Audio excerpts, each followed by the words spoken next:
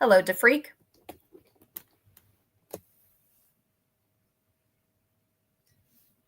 Hello. Can you hear me okay? Yeah, I can hear you. All right, had to click off the other YouTube. I was getting the reverb. I'm still getting over respiratory, so my voice is definitely a little scratchy. So probably gonna be, clearing my windpipe every so often. That will be annoying, but just to let you know. Yeah. So I think once I led my grandparents to Jesus Christ, I think my purpose was over, and now I'm just waiting for the end, whatever that might be. Plain and simple. That's right to the quick of it. So, how long ago did that happen? Let's see, 2015 was when my grandmother passed, and 2014 and 2015. So 10 years now. Wow. And you led them to the Lord on their deathbed, like while they wwere dying, or was it previous to that? No, I mean, they weren't. My grandfather was in hospice for a little while, but he ended up coming out of hospice, which is pretty rare. But he was in the hospital for some reason, and that's when he accepted Jesus Christ.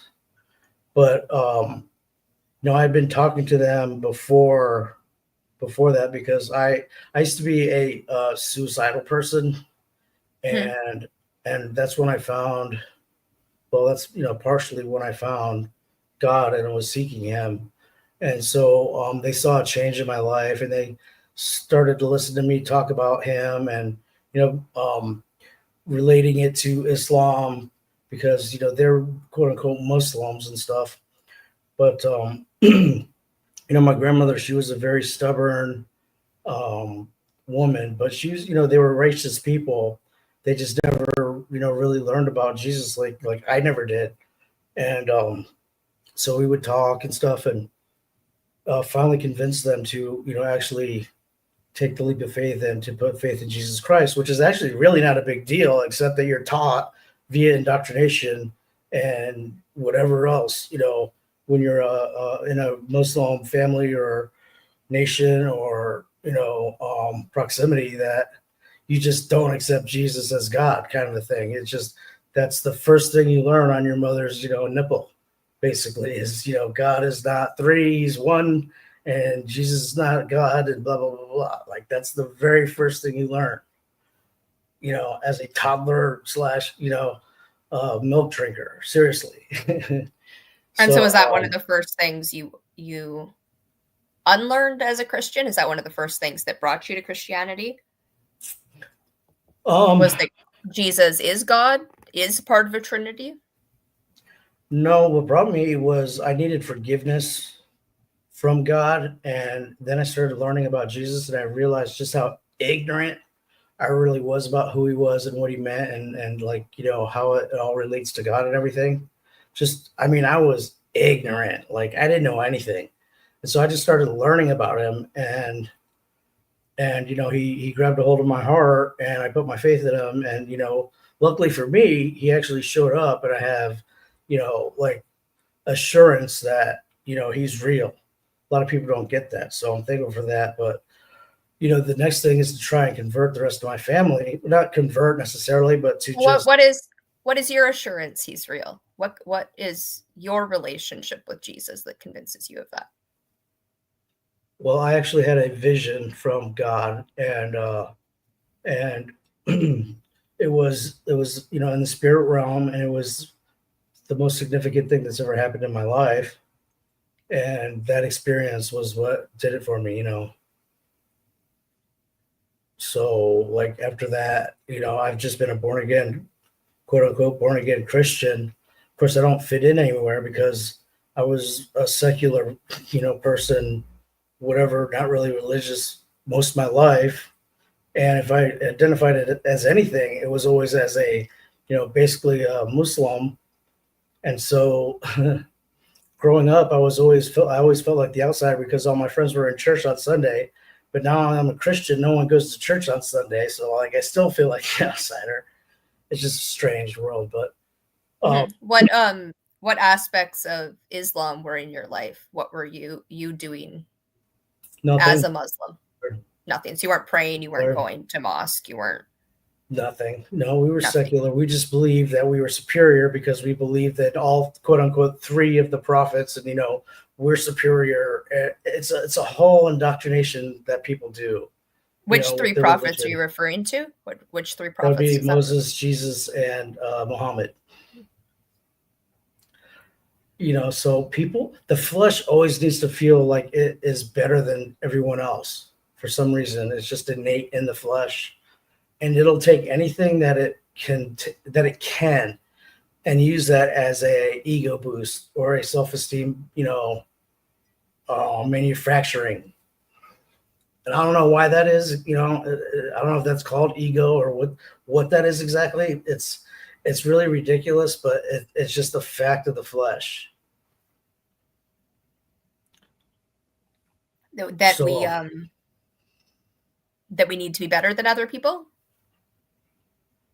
I think that when we look around, we need to feel like we are somehow doing better or are better than other people in order for us to cope with reality.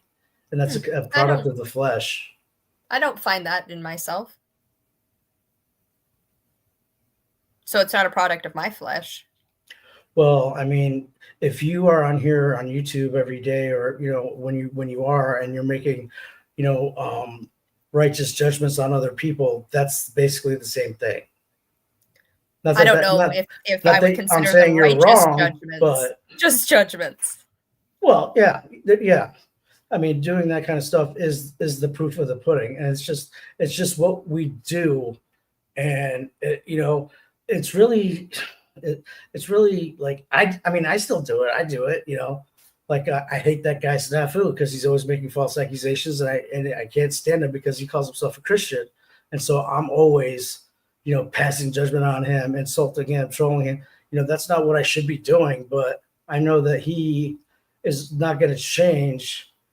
So I just have to play into that. How do you think you'd feel if he showed up tomorrow and was actually like a perfect, like Jesus, like he was a Christian? He was Jesus. He had Christ in his heart. I would accept that. Yeah, I would accept that. But, you would accept it. I would accept that, and I would forget everything else that happened. I wouldn't care. I wouldn't hold it against him. I wouldn't be bitter about it. I mean, he doesn't make accusations against me, so I mean, I really have no skin in that game. Aren't you going to up your Christian game to compete with him? It's part of the flesh. Well, or are you going to be happy for him that he's now like at your level or a level? You guys are peers in Christianity. I would be happy for him because he would be free from the acting like the devil, according to the Bible, as the accuser and as the sowing discord between brethren, which are things that the Lord hates. So, I'd be happy for him in that regard. But yes, the fact that he calls himself a Christian now and still does those things that are attributes of Satan pisses off my flesh. So I do the judgment thing on him all the time. It's not. Would it piss you off more or less if I was doing those things when I don't claim to be a Christian? No, that doesn't bother me. It's this him specifically saying he's a Christian because he should know better, because it's actually written, like if we brought up like Proverbs 6 verses 16 through 19, it's all those things that it says that the Lord hates. That's him. He's doing those things. But you're requiring him to live by your version of Christianity, which is in the Bible, right? Which is your shared book. But nonetheless, you're asking him to abide by your version, not to go to God. You're not asking what verses of the Bible maybe you are living by, right? You're saying he's not living by these ones, which is judging him, which is not being Jesus. Well, I'm definitely not Jesus. And I never will try to be or anything in that regard. But, it says, excuse me, it says in those specific chapters what you should not do, because the those are the things that the Lord hates, right? Lying, shedding innocent blood, sowing discord among brethren, those kind of things, bearing false witness, accusations and stuff like that. Those are all things that he does. Okay, so I mean, those all sound like great things that people should not do 99% of the time, and almost all of them. There's the 1 to 10% that is absolutely righteous or random, like part of the bigger design.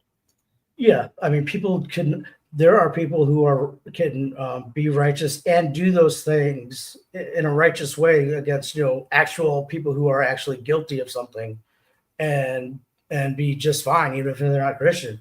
But this guy is doing all those things. He knows what the attributes of the devil are: to kill, steal, and destroy, and lie, and false accuse, right? But he's still doing them and calls himself a Christian. That's what irks me about it. If I was, anyone was a agent of chaos, an atheist, right? Like, I don't believe in God. I don't believe in anyone of it. I'm an agent of chaos, and I want to sow division. And there's this pannel verse that exists where I can come on and act a fool in whatever way I want. Why wouldn't someone come on and claim to be a Christian and act in the exact opposite way, especially since it provokes you so and other people on the panel verse, right? Like, how would you possibly prove you're a Christian for him to be a representative of Christians instead of like, right, if you're acting like this, you're not a Christian, so you're not a representative, so you don't need to deal with him. He's not one of you. You don't claim him. You're claiming him by allowing an online troll to be a Christian from behind a screen while acting so very unchristian. Well, I tell him that he's a fake Christian, and that he can't be Christian doing those things knowingly, because it goes against what the word of God says in the Bible. The Bible also says that you can rebuke people by the scripture. And so if I were to point those things out to Snafu and he claimed to be a Christian, he would say that yes, those are things that are in the word of God that he shouldn't be doing, but yet he's going to keep doing them because that's apparently what he does on YouTube or wherever else. Right, because he's not a Christian. He's not a Christian, but he plays a Christian on panel verse. Yeah. Probably. I mean, I don't, Right. So you have to are you arguing with his pretend character? Or are you arguing with the real human being when it's only the real human being that you could possibly have an actual relationship with or convert and get to be able to get to heaven or hell or whatever?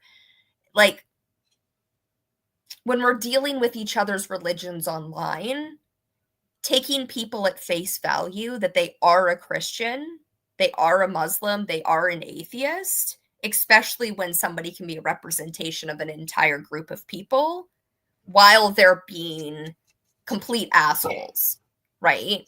We are all a representation of all of the groups that we're part of. And if you want to mute to freak, you're just making background noise with grinding or something. No problem.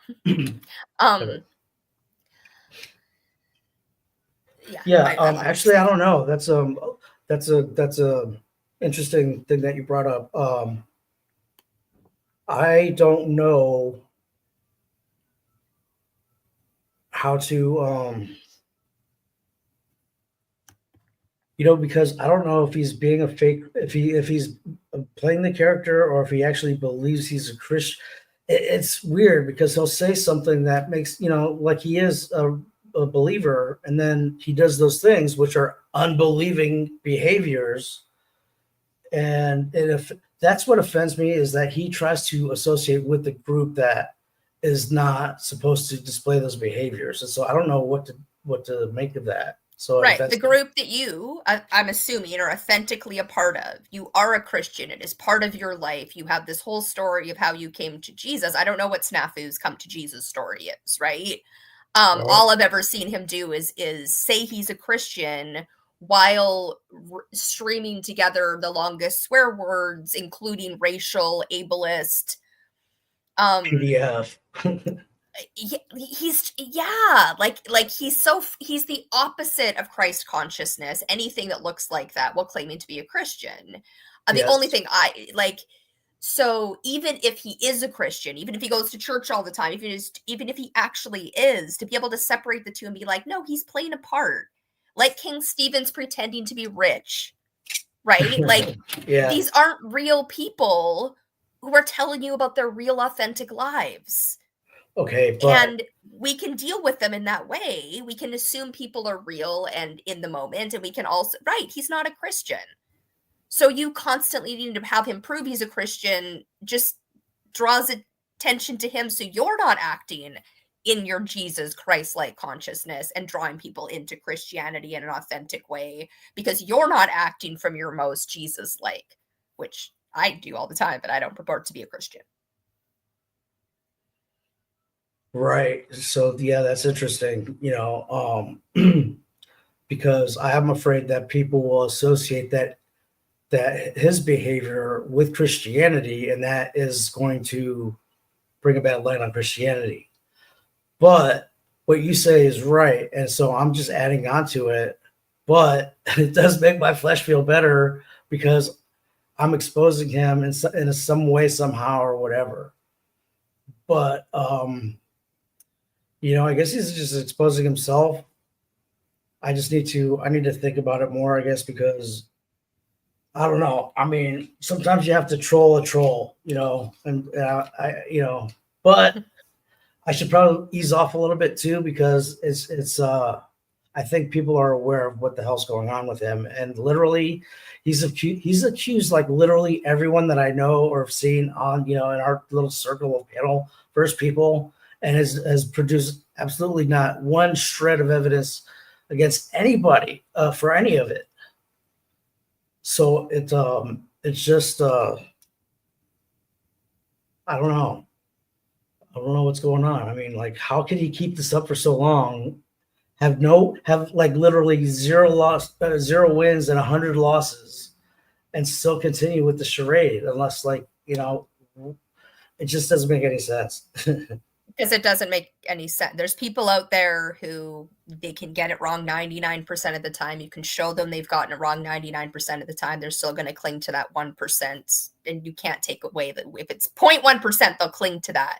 They rearrange their entire worldview so that they're right. They cannot see themselves as wrong.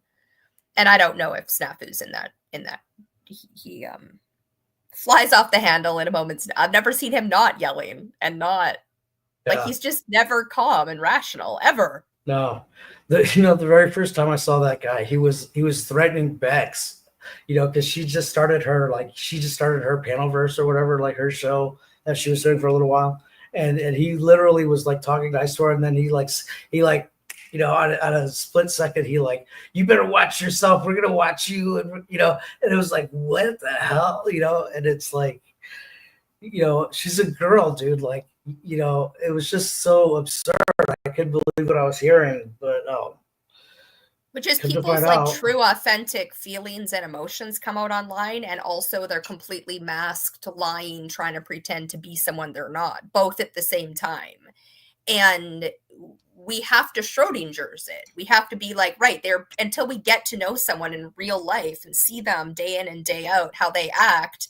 People are both their like the best and worst of humanity at the same time. Yeah, you mentioned agent provocateurs or whatever, and that's an interesting angle as well. Like, I wonder how many of these people or even these whole, like, I don't know if you're a flat earther or not, but like the whole flat earth concept that's been introduced and kind of poisoned the well of a lot of people. Like, I'm really starting to wonder, like, what the hell is going on? Like, how could there's been a lot of within that community, there's been a lot of like debunking of flat earth lately, and so there's really no reason to hold on to it so hard, but like some people are just going to continue doing it, and there can't be any real reason for it unless it's like intentional, or there's money behind it, or there's some ill intent. People have people have a fervent, deep belief in flat Earth. They have their emotions, their money, their connections tied up into flat Earth. They won't be able to unsee it, just like anybody in any cult, in any religion, in any culture. You lose what you have when you awaken to a new world. That is the world we're in currently. Showing people the truth, having people see facts, does not get them out of delusion. It doesn't. That's not who we are as a species. It makes us dig in deeper.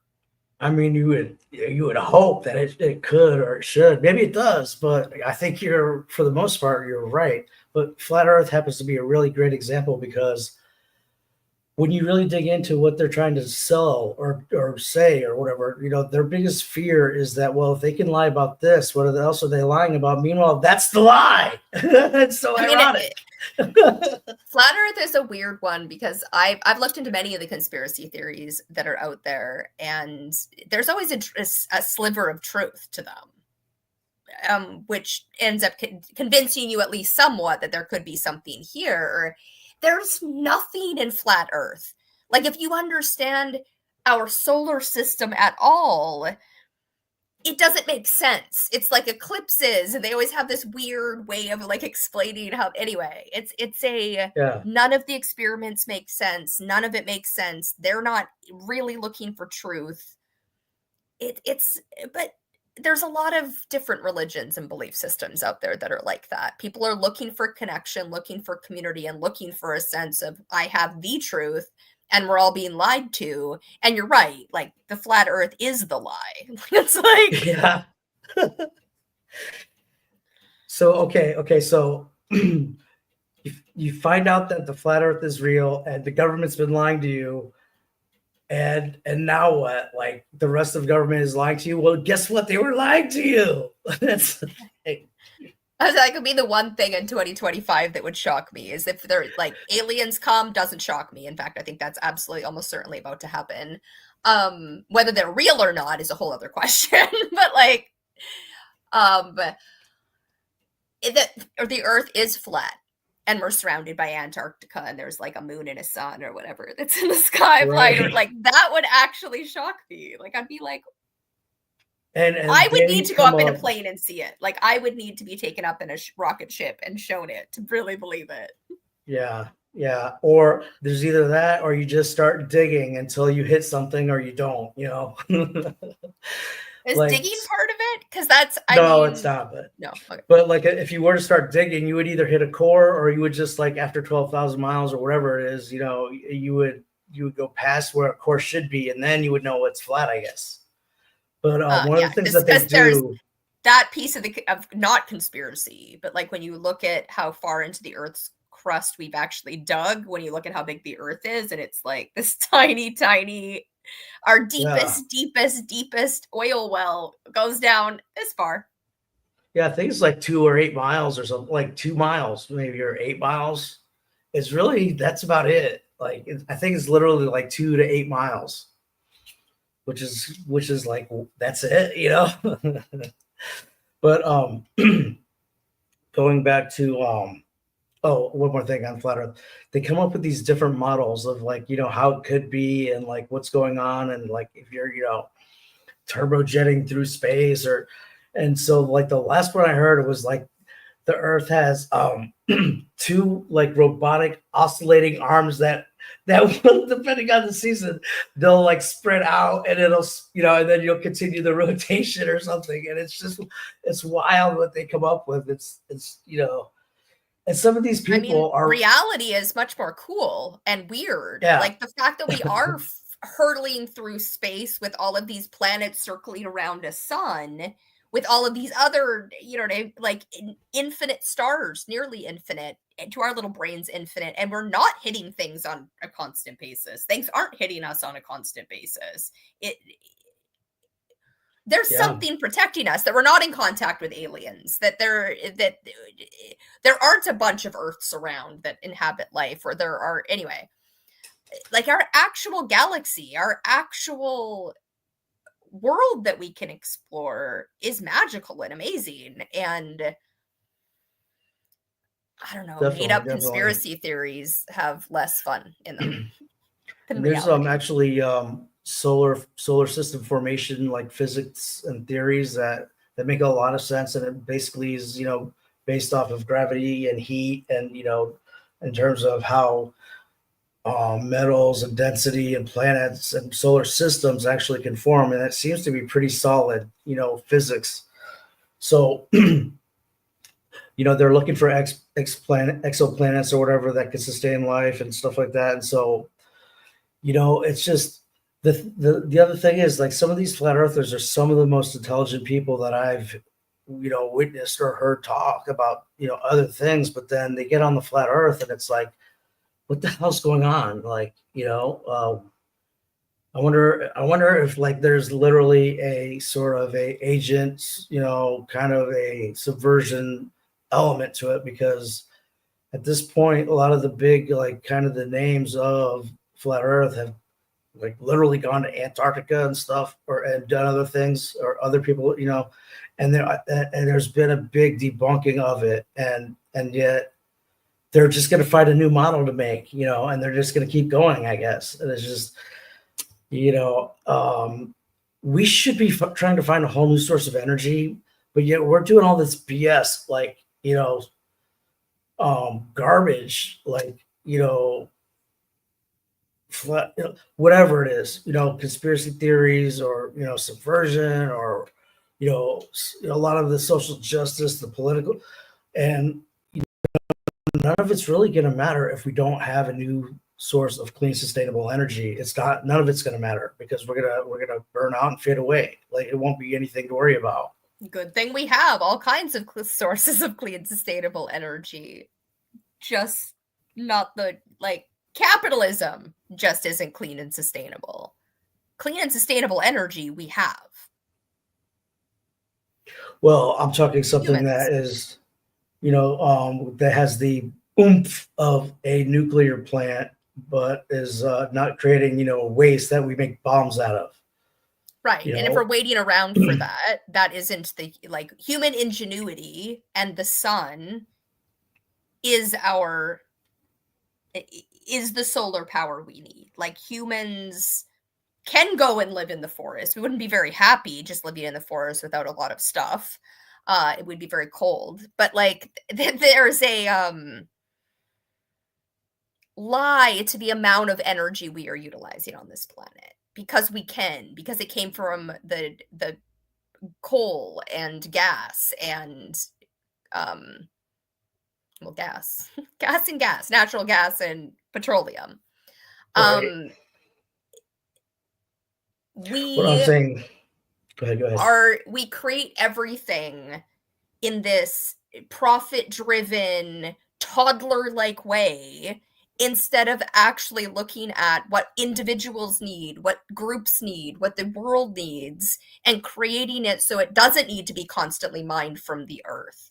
So it doesn't need to be constantly broken. And Hank is here to join us. Hello, Hank. Hey, Hank. Hey, the freak. Hey, Jubilee. So the thing is, most source energy are used to boil water anyway, so it's trivial. Physicists can tell you how to turn a windmill or a solar panel array into a direct energy weapon or to a bomb. It's so pretty much the source of energy is not going to matter. They can totally turn into a weapon. It's not a big deal. It's not an issue. They can turn any source of energy into a weapon with little conversions. Yeah. I mean, they're all like what the input is, what the output is, and what we're using the energy for, what the input is and what the output is. What we're using it for, yeah. Yeah, so the biggest issue is the people. Yeah. Biggest issue is the people. That is correct. Sucks, and how can people get along? Because we're the input and output too. We're the ones who are using the energy. We're the reason the inputs and outputs are there. Yes. So what I was saying is, like, instead of, collectively as like China and us and trying to find a new source of energy and everything, blah, blah, blah, we're just sitting here subverting each other and trying to make the other guy look bad and playing the crab in the bucket. But hey, like you just said, well, yeah, you can find it, but then what are you going to do with it? And guess what we're going to do with it? We already have clean, sustainable energy. Like for a decade, 2 decades. It's just like all of the things that are in existence are owned by people who require things that are in existence to remain in existence. So everything just keeps the dinosaur alive that is killing all of us, including them. Yes, but it will kill solar them panels and wind panels were never an option. They were always kind of a stupid, there's more energy put into them than taken out of them. They're not great. The sun is the ultimate solar power. We have ingenuity all over the place to turn waves and all of the things that all of the weather ways into energy on the planet. Yeah. But we also have the one that's not nuclear that we're waiting geothermal. for. And no, we have geothermal, but what sounds really like nuclear, but is it nuclear? Geothermal? No, sounds really like nuclear. No, I don't know it. Fusion, cold fusion. Fusion and fission. That's what I was looking for. Whichever one we already have, we also have the other one. And people suppressing running cars on water, running cars on solar for that were here generations ago, that if we had kept those and reiterated on them, we'd be in a much different place than needing our cars to run on gas for so long. The ingenuity's there, both the human ingenuity and from the past. We already have it here now, alive today. And when people are fed, clothed, sheltered, the sky's the limit for what we do with the technology that's here and visible to be better at. The hydrogen cars, those things were like driving bombs on wheels, unfortunately. Those they couldn't figure out how to make them safe enough for the average person. So the technology works, but it's just not safe enough. Some of them. Others, I mean, like the patent system right now, the amount of patents that are owned and not being used at all. Oh, I hate the patent system. Oh my, I really, really hate the patent system. I don't know having to decide by him. No, I hate the patent system more than I hate copyright because the patent throws. Yes, overall, all the systems that are created, humans will game, and humans will game to the utmost, to the most profitable. The most corrupt people will get the most power and the most money because they're willing to play the game and break all the rules and F over every other human. Doesn't matter what we create unless we're realizing the sociopaths amongst us and creating for them instead of ignoring them, pretending they don't exist. We're going to keep getting over again. Here's the funny thing about corruption. It really doesn't pay most of the time, but sometimes it pays in only a specific place, only in specific events where corruption actually pays. So most of the time, it pays a pins. It's not even worth doing. But with all the stars line, corruption will get you to the top. But it's not for the average person. It's not even worth it to be corrupt. I think though that the problem is for society is we're cultivating a society that is going to encourage and incentivize people to be basically sociopaths, because there's not going to be any way forward or success unless you are like that cutthroat, because being a good member of society or whatever is just going to leave you in middle class at best. So we are who we've always been. So just like we were talking about Snafu and how can we know he's a Christian just because he's claiming to be a Christian? Now we're talking about it in an online way, but there's nothing to stop anyone from at any point in history when they figured out there wasn't a God, pretending they thought there was a God, getting to the very high up positions of power in whatever religion they're in, Because when you don't have to follow the rules, when you just have to pretend you're following the rules, pretend you're obeying God, pretend you're a righteous person, it's a lot easier to look like a righteous person than to be a righteous person. You're just not going to go to confession, right? What are you confessing about? There's no God to confess to. There's no actual heaven and hell. So it gives you an advantage to actually be the Pope, to actually be the bishops, to be the positions in power. All throughout history, the more charismatic and good you are at lying and pretending you're in it for the person you're talking to and pretending you're in it for the masses, the less you have to actually do that, because that's not what you're being graded on. You're being graded on if they think you could or would do that. Exactly. But the social media is what the game changer is in that arena, because you actually had to interact with people in the past, and charisma, or now you can set up a real facade, social media wise and advance, so it's primed for a whole new generation of lizard people or whatever. It could turn out bad. Yeah, it's good. It is. Sorry, but the thing is, it's harder than you would expect. You have to all the stars have to align for you to actually get it via social media. So you have to be a very specific person that's aligned with the society at large. So only a few pages will get fit through those holes.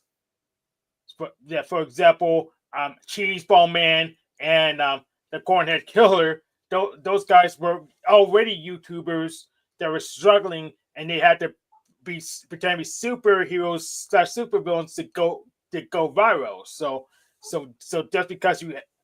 just because you could do it remotely via social media doesn't mean you're going to go gangbusters unless you fit into one of those pigeonholes that society wants to promote. Sure, but you don't have to necessarily go gangbusters.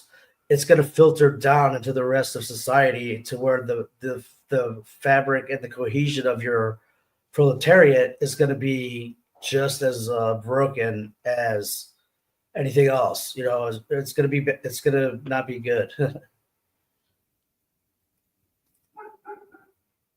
But yeah, I've been analyzing myself. I'm already most of the way broken as far as I could tell. I'm already most of the way broken. My type even changed from my INTJ to ENTJ via my MBTI testing. I did that on purpose. Someone could say I was always an ENTJ, but that's just not how my test played out. But I'm most of the way broken. It's just what the conspiracy theorists were saying just weren't accurate. They didn't see the rest things from neither side. So what they were estimating they weren't on the ball either. So that's why. Sorry. Do you think that you're a ETNJ even in public, or just YouTube? Absolutely in public. Mostly in public. Yes. Mm-hmm. I mean, I didn't do panel work stuff till I was in my 30s. So this is a no Myers-Briggs channel. No JINFTPs, because I can't keep them straight. So, and I change every 5 minutes. You're probably ENTP then. No, I'm whatever my friend who sent me them says I am. Yeah. The one who knows it. Although I also possibly am the one that Chris has sent me. But there's this personality hacker one that has its own quiz that I will be following. Do you know Benjamin? Anyway, do you know Benjamin? Sorry, the guy he's from he stays in Israel. He does the personality trait stuff with Hank. He goes on Machine Lives once in a while. I forgot what he does for a living and stuff, but so he's I think he was industrial engineer, but he is also working security for his military. So he goes back and forth now. I'll get you a link to his channel. Anyway, there was one other thing that we talked about that I want to go back to. I think that once my grandparents got saved, I think that was my purpose. And so I don't know, like, I feel like now I don't really have purpose other than to try and do that for more people or, help. And this last year wasn't that great in terms of production, but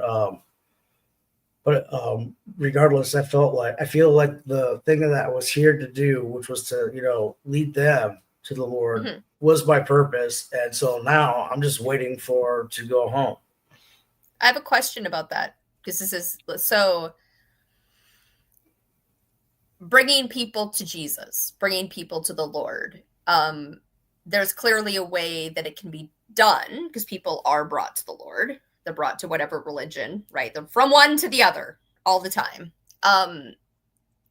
How somebody, what their right timing, who introduces it to them, how it's introduced makes all the difference, whether it's going to bring them or push them away.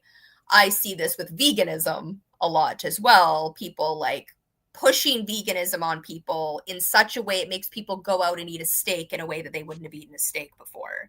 And it's the obnoxiousness of the vegan. Oh, that like causes them Illuminati to do that. does. Yeah, I And gotcha. my question I've had this question growing up evangelical Christian, is like, how responsible is somebody for how they bring Jesus or how they bring their religion to somebody?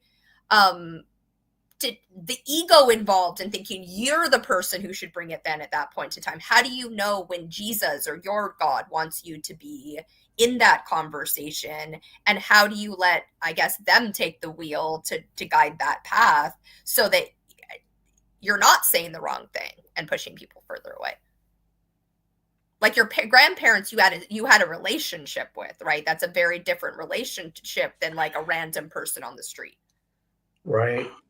It's, every situation is different, but you have to learn to hear the voice of the Holy Spirit, and you have to let Him lead you into whatever mode is necessary, to try to either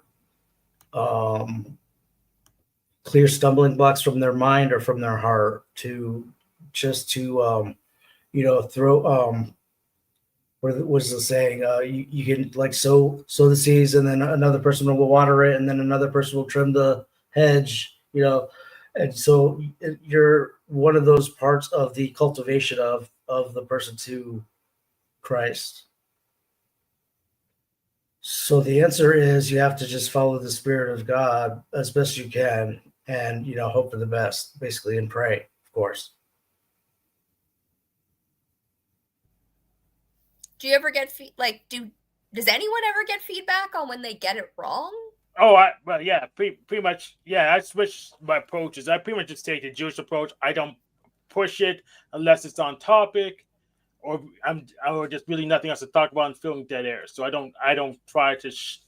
I'm not trying to market it, because it's people kind of know about it, and I just generally just let people come to me. Like, I use Linux, but barely people anyone knows, because I don't say it all the time. So it's like that. Yeah. Do you have a religion, Hank? Oh, I'm a Unitarian Universalist right now. I'm realizing more and more that I should probably, say less and less about it, and just, not worry about it so much. But what I do try to do is set myself up in certain environments, like assisted living, or I was doing like jail ministry, but when C-19 hit, a lot of that came to an end, and I just haven't looked back into it. I'm sure it's going back now, but like they shut that stuff down like cold, for a long time. But the place where I was at doing the assisted living stuff was very good. Of course, a lot of those people are already saved though, and they just want to talk about God, which is fine. I mean, that's great. But that kind of dried up for me now, so I'm kind of in limbo of finding a kind of a established home to be able to do it. So in the meantime, I think for the internet stuff, like I'm gonna probably not push it so much anymore, because I find people just aren't listening, or they're just trolling anyway. So it's like it's very unproductive. whereas jail is like literally the gold mine. Because when you're in that place and you're facing a judge in a week or two, and like everything's out of your control and the place sucks, that's when you're actually receptive to receive anything that's positive, so that's where like a lot of good work gets done, but I've got to check into that. How does that work? Like, how does one minister to people in jail when you don't already know them? Usually they bring, like the what do you call it? They've got the different pods or whatever. They'll go around and they'll ask people if they want to go to a church service or whatever in a certain like time. And so they'll bring them into the room and everyone has like a Bible and there'll be a bunch of different, like either churches or people reading and, testifying and whatever. And so a lot of times after people give a sermon or whatever, then they'll ask questions. And that's kind of when you start getting more like, personal individual level ministry. If that makes sense. Yeah, I'm kind of skeptical. I'm just wondering because you don't have credentials, right? Like you're not a minister. You don't have, I'm assuming. But you can show up at a jail and give a sermon? Well, usually you have to be associated with a like an organization like, Dream Center or Church on the Street or something or whatnot. I do call myself a minister. I have a ministry. I don't have any like real like educational kind of whatever credentials or whatever. My spiritual gifts are actually prophecy and discernment. But those don't really translate into like, putting it onto a business card or like, I can show you that skill or whatever, because those are powers that God gives you when he needs you to do it, not when you necessarily, want it to happen.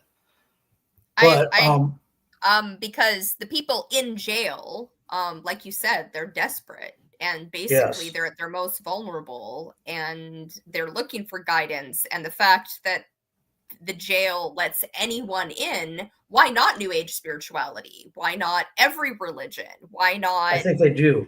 Yeah, they depends do. on the day. Like Wednesday was the Christian day, so it depends on the day.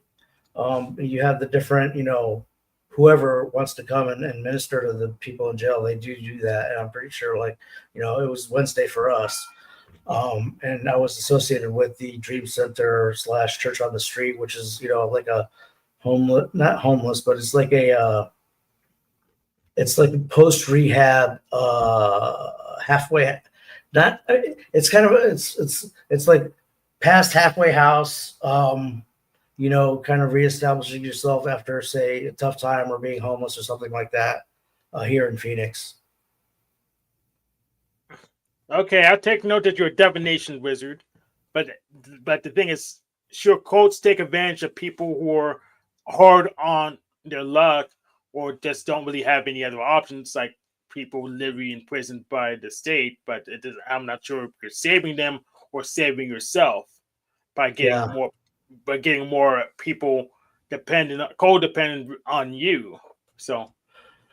Yeah, what they do is they go around and they ask, or they tell them, or they ask them if they want to go to this, this service on this day at this time. And usually it's like between like, say, 5 o'clock and 7 o'clock at night, on a certain day, depending on the group, they, rotate Christian and like, I don't know, whatever else they have going.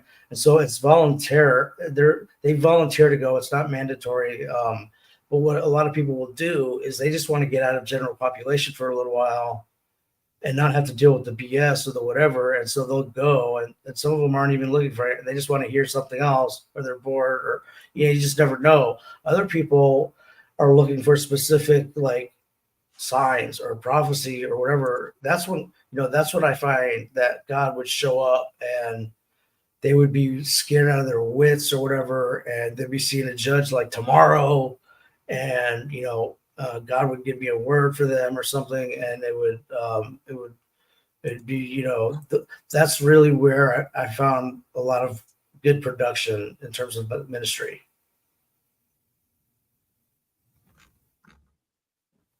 So anyway. Makes sense. I mean, it's like but I don't feel like outside of Weight Watchers or something. Yeah. Like it's like, yeah, it's good marketing, and there's a lot of people who find God in prison, and it depends on who they're introduced and when, and if it can be the right sign at the right time, the right person. But I still don't feel like that's like my purpose, quote unquote. Like, I wish I felt compelled like that was or is my purpose, but I think that I've already fulfilled my purpose. So I just kind of do that to fill in the time. Like it's, so anyhow. Find a hobby you enjoy. Because if you're living your life as most passionately as possible and being an alive, awake person, you'll naturally draw people in who want to know what you've got going on, right? The issue is a lot of that's a lie. A lot of what capitalism and religion sells is a lie. It's like, I'm cheery and happy, but because I don't allow myself to not be cheery and happy, as opposed to a really authentic, right, connection with God and with.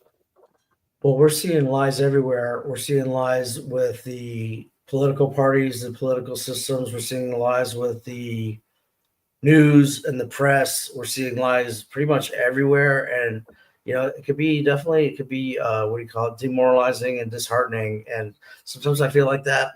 Sometimes I feel normal or better, and I don't let it get me down. But it's just like anything else. Like you have your ups and downs, and you just do the best you can. Until either I get like a rush, what a new purpose would be, or I guess just cruising around the internet or whatever. Like it's kind of where I'm at. But anyway.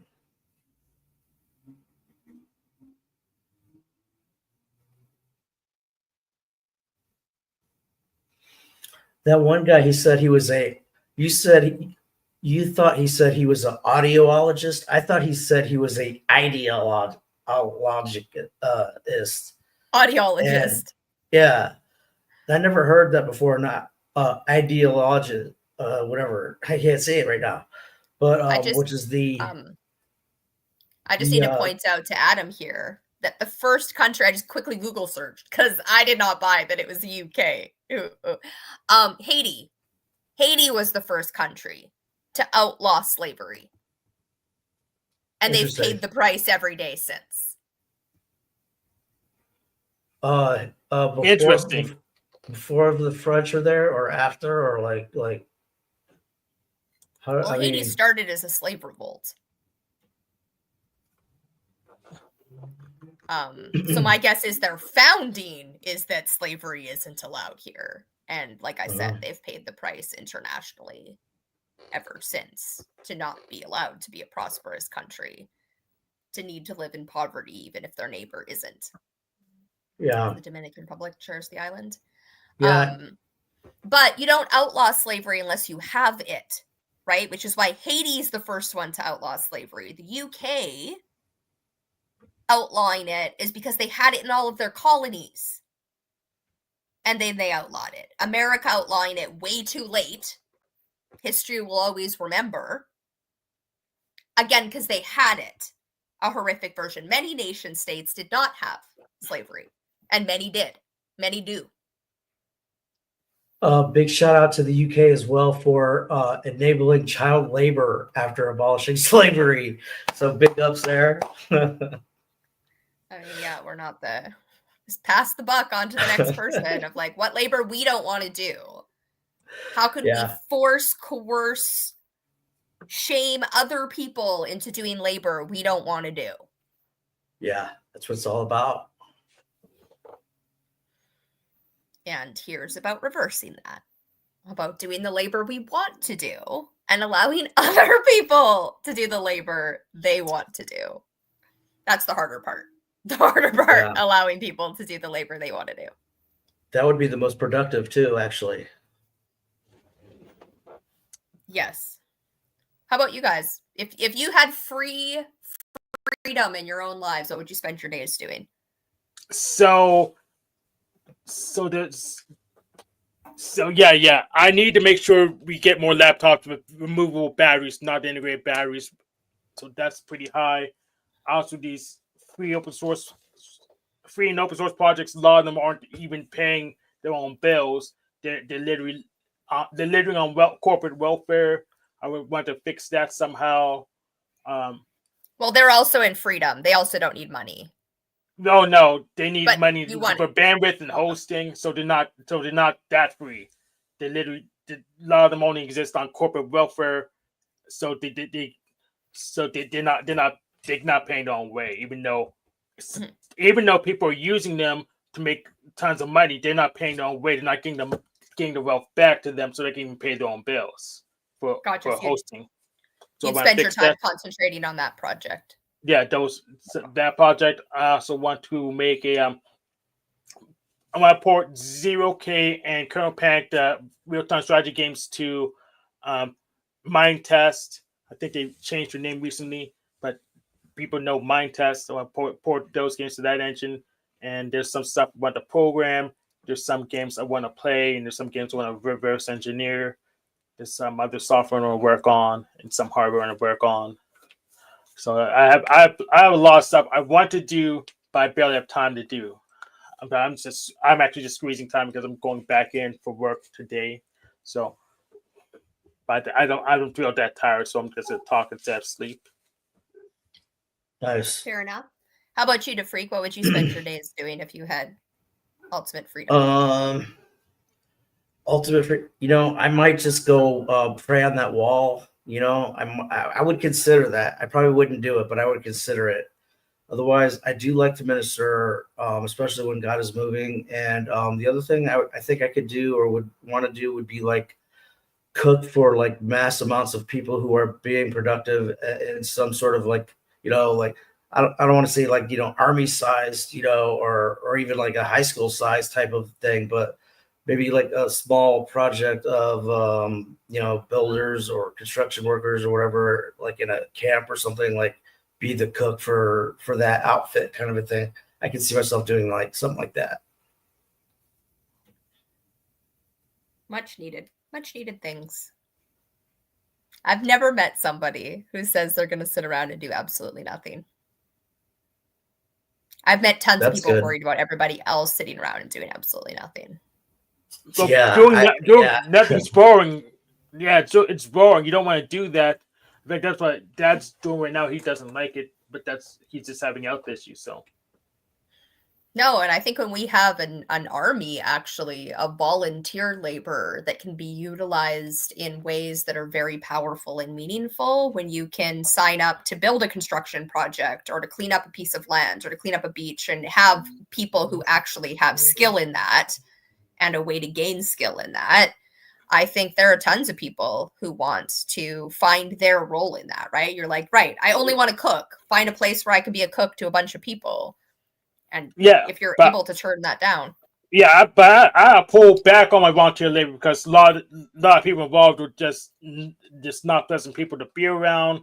They would just want to take advantage of you. So I largely pulled back on my volunteer time because they're not people I would normally want to be around unless it was desperate and trying to use the volunteer labor to get some paid labor later. So it's just not really, since it's going nowhere instead of leading to leads, I just took it back because it's just a waste of my time then. It's very important that part of volunteer army is getting to be on teams that you like to be on, projects that you like to be on, which means having diverse group of projects and a diverse teams that we build and utilize again and again, because working with particular people is much more pleasant than working with other people. And you find that out by working with people who you like, who you don't like, who gets on your nerves, who doesn't get on your nerves for various types of projects, and what things you like doing by yourself, what things you like doing with other people, and then getting shit done. That's actually the most productive too. Mm-hmm. Yep.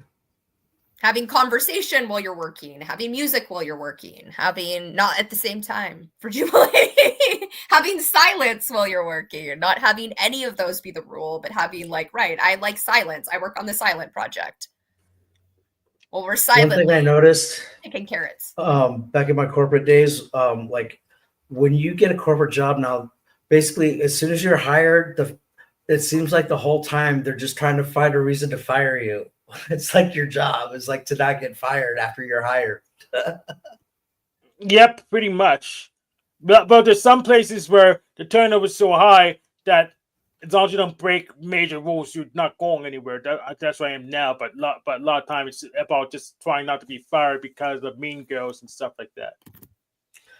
Yeah, so they'll recruit you and they'll sweet talk you and they'll bring you in, but it's like as soon as you sit at that desk or you're in your spot, it's like they're just looking for anything to like can you over, or for the next guy who's trying not to get canned to blame you. It's just crazy, man, out there right now.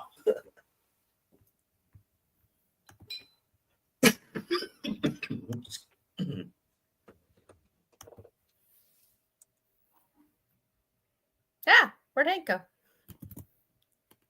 We lost Hank.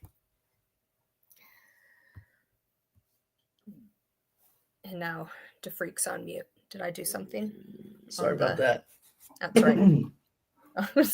I was answering the question from your channel of where is this happening? Math Pig possibly wanted to join the panel. I don't know. Oh, hey, Matt Pig. It's been a long time. You must have heard my comment on the UK or something. I think he's he used to be. I don't know if he still is atheist. I don't know. I might be talked out for the moment though, so I think Okay. I'm going to end the broadcast pretty soon. But I thought what I would do. Do you want to say something before getting down to Freak? Oh, that's all right. I'll just mute up until he's done or whatever. Matt Pig is an interesting character. Oh, I don't know. Is he coming up? I was just, he said, where's this happening? I went and put the code. I don't know if he's coming over and coming up. If he does. Okay. I'll if he comes up, I'll just remove you down to the thing then. And then if he comes up, I'll invite you back up. And then I muted me. What am I doing? I'm going over to the other panel and looking at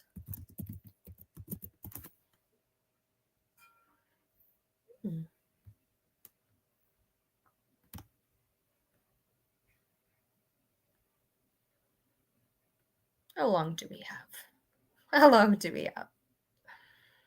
Let's go with this one. Hello, everyone, and welcome to November 6th. Sure.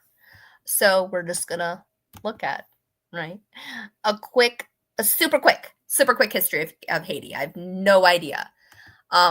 Haiti was Adam's hypothesis is Haiti was once ruled by a native tribe of slaving cannibals. I mean, maybe. I have no idea. Let's see what Mr. History has to say. And of course, the Sgns and Symbols from November 6th.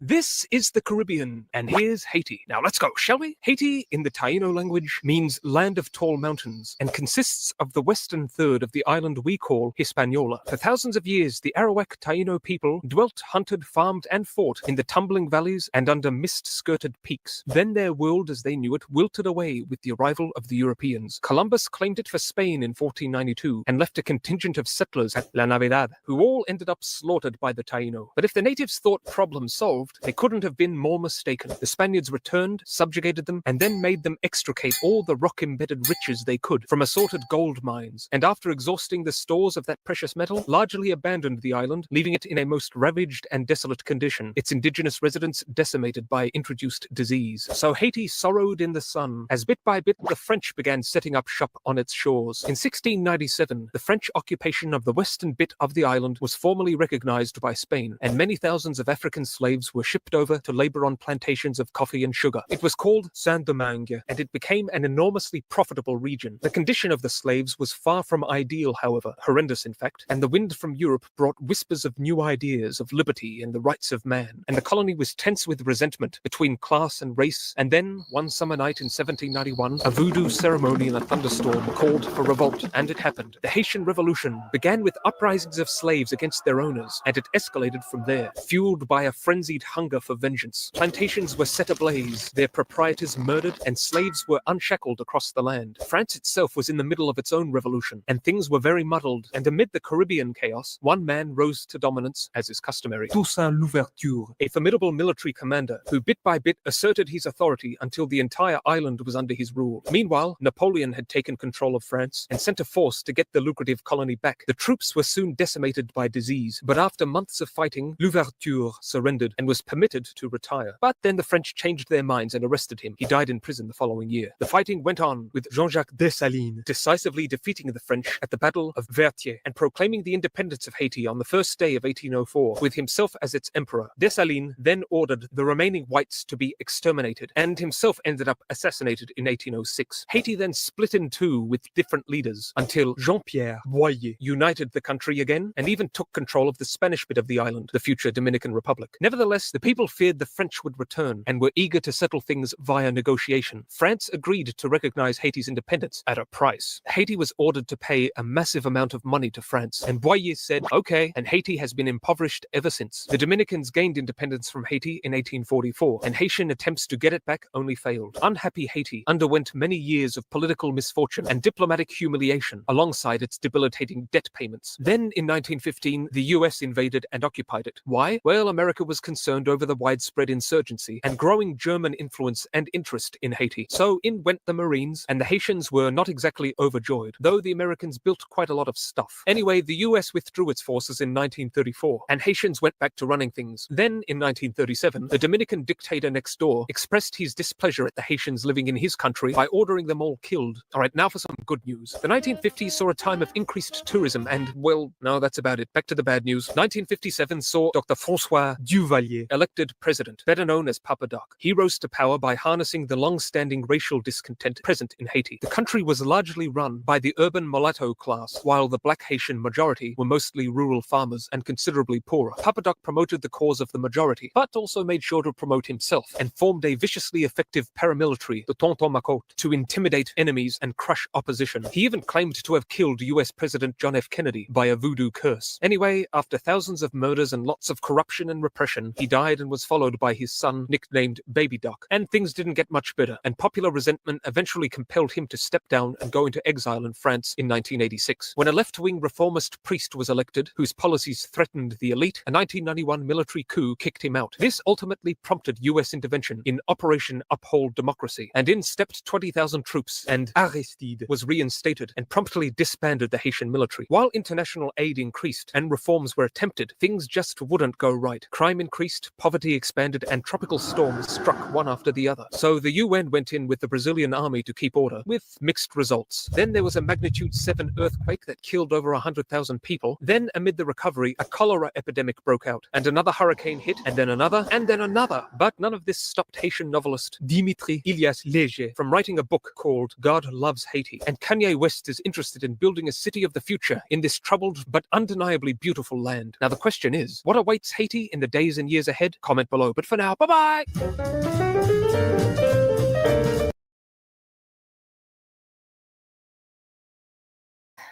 All right, that ends this broadcast. And I will see y'all tomorrow, hopefully for another panel discussion, as the weekends people have more free time. But it has to be early in the morning because it's when I have kid free time. Or it has to be when I have kid free time, which is usually in the morning, but sporadic. Whenever it happens, it happens. All right, I will see you tomorrow at some point.